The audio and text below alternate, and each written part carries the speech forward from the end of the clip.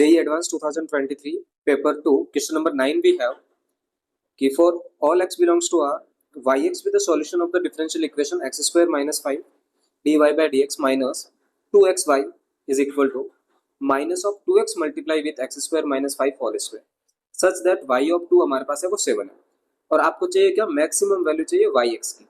ठीक है, तो ये जो डिफरेंशियल इक्वेशन यदि आप देखते हो और इसमें यदि मैं आपको डिवाइड कर दूं किससे एक्स स्क्वायर माइनस 5 से, तो मेरे पास आ जाएगा dy by dx and 2xy upon x square minus 5 is equal to minus 2x and x square minus 5।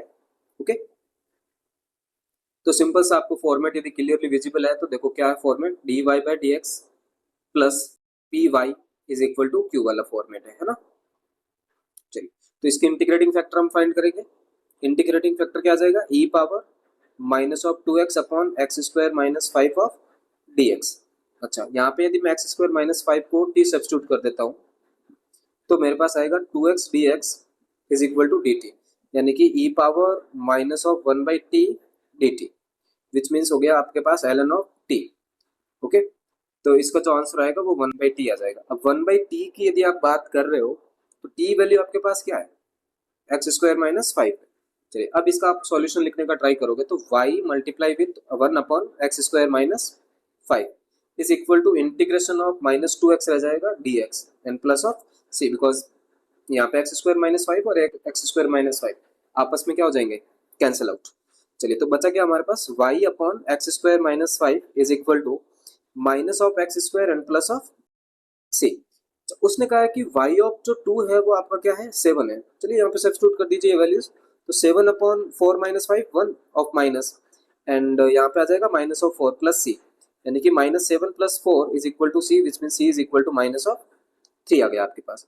चलिए, इसका मतलब हमारे पास जो y फंक्शन है वो क्या है, minus of x square multiply with x square minus 5 and minus 3 x square minus 5। तो यहाँ से आ गया, यदि आप एक्स स्क्वायर माइनस 5 को कॉमन लेते हो और वो भी माइनस भी कॉमन ले लेते हो तो एक्स स्क्वायर प्लस 3। अब उसने कहा कि इसकी आप मैक्सिमम और मिनिमम वैल्यू मैक्सिमम वैल्यू आप फाइंड कर लो। ठीक है, इसके यहाँ पे दो मेथड आप यूज कर सकते हो। फर्स्ट वन मैं कहता हूँ कि एक्स स्क्वायर को आप टी सब्स्टिट्यूट कर दो। ठीक है, जैसे मैंने एक्स स्क्वायर को टी सब्स्टिट्यूट किया तो y इज इक्वल टू आ गया minus of T minus 5 and T plus 3।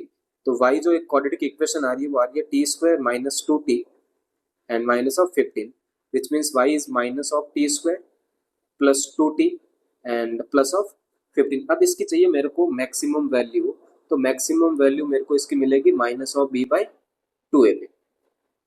Correct है, अब minus of b by 2a पे इसकी यदि मेरे को मैक्सिमम वैल्यू मिल रही है तो यदि आप वैल्यू फाइंड करते हो तो क्या आएगी, माइनस 2 बाई माइनस ऑफ 2 1। तो ये t की वैल्यू आपके पास 1 है। जैसे ही आप t की वैल्यू 1 सब्स्टिट्यूट करते हो तो माइनस 1 प्लस 2 प्लस 15 यानी कि 16 है वो आपका मैक्सिमम वैल्यू आ जाएगा। तो इसका आंसर 16 हो गया। अदरवाइज आप माइनस b बाई 4a भी यूज कर सकते हो डायरेक्ट। ठीक है ना, उसमें कोई प्रॉब्लम नहीं है।